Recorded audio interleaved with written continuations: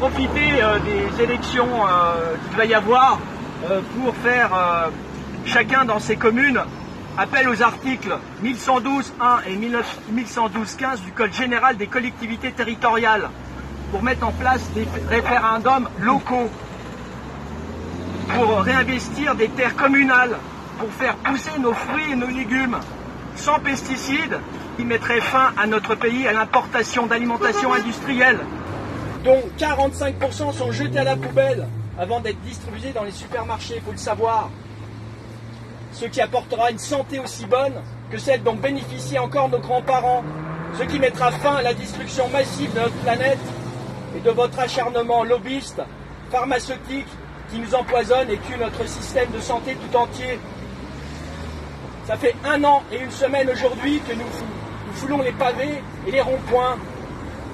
Inutile de nous répéter les chiffres que vous fabriquez, monsieur Macron. Nous sommes passés à autre chose, monsieur. Nous descendons dans la rue, nous sommes sur les ronds-points, aujourd'hui encore, pour vous dire que nous n'attendons plus rien de vous. Chacun d'entre nous voit son voisin comme son frère. Et vous pourrez tenter de nous diviser avec ces images que vous fabriquez sur nos écrans pour nous dévier de la vérité, avec ces discours mensongers et vos prises de décision de plus en plus totalitaires. Nous savons tous d'où vient le mal. Il ne vient pas de l'immigré à qui on détruit sa terre, ni du SDF qui a des addictions, ni du chômeur, ni des jeunes ou des handicapés. Non, monsieur Macron, il n'y aura pas de guerre civile. Et nous vous le disons d'une seule voix aujourd'hui, nous n'avons pas peur.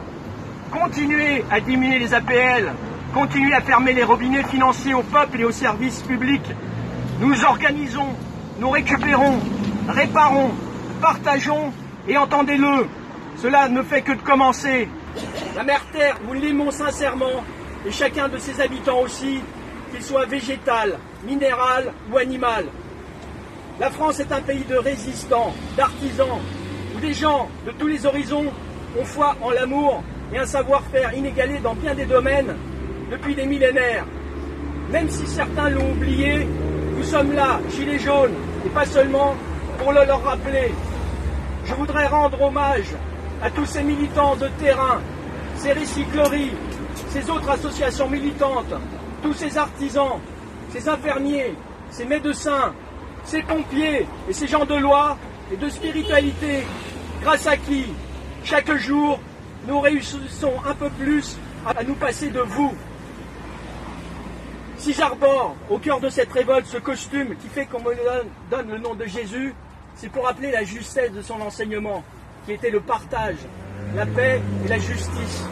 Et aussi, si j'arbore cette révolte avec ce costume, c'est pour rappeler qu'il a été le premier à subir la première comparution immédiate, injuste, et qu'il est temps aujourd'hui de réviser le procès de l'humanité.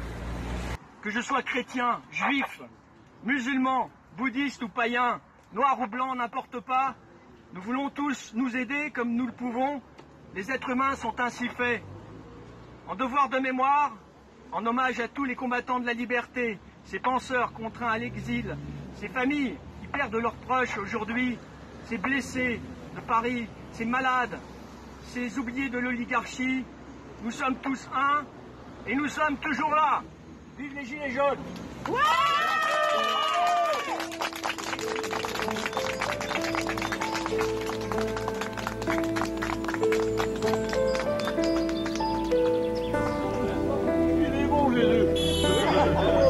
Vive Jésus! Vive Jésus! Jesus!